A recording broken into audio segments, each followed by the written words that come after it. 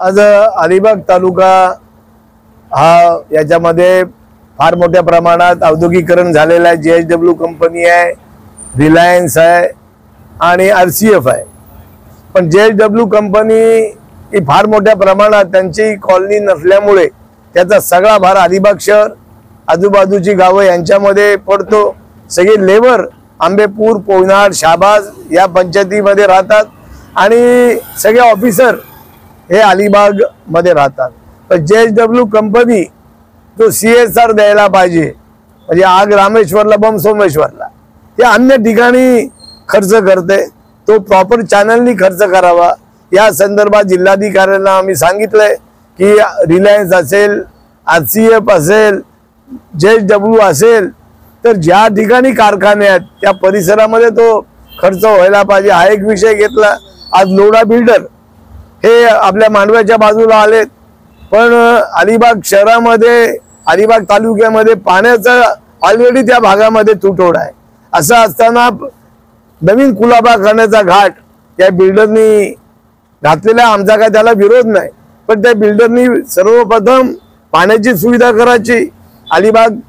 अलिबाग तालुक्याला 240 किलोमीटरचा समुद्र किनारा आहे आणि मँग्रोव्ज आहेत, तर इथे डम्पिंग ग्राउंड नाही। वीज समस्या आहेत, त्याच्याबद्दल आम्ही सकारात्मक चर्चा केलेली आहे।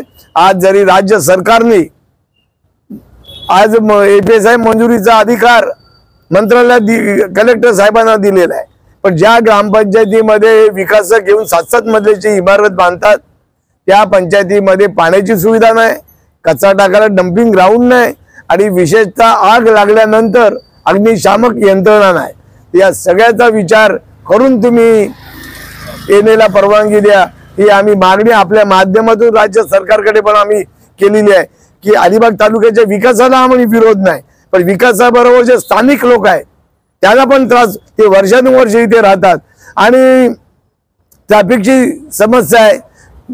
आज अलिबाग वडखड रस्ता हा सगळी त्याची चेष्टा भारतभर झालेली आहे, त्या रस्त्याचं चौपदीकरण होत नाही, त्याच्यामुळे लोकांना आरोग्याच्या सुविधा पण मिळणं कठीण झालेलं आहे। एखादा पेशंट जर गाडीतून आला तर तो अलिबागला पोहोचेपर्यंत त्याचा मृत्यू पण व्हायची शक्यता निर्माण झालेली आहे।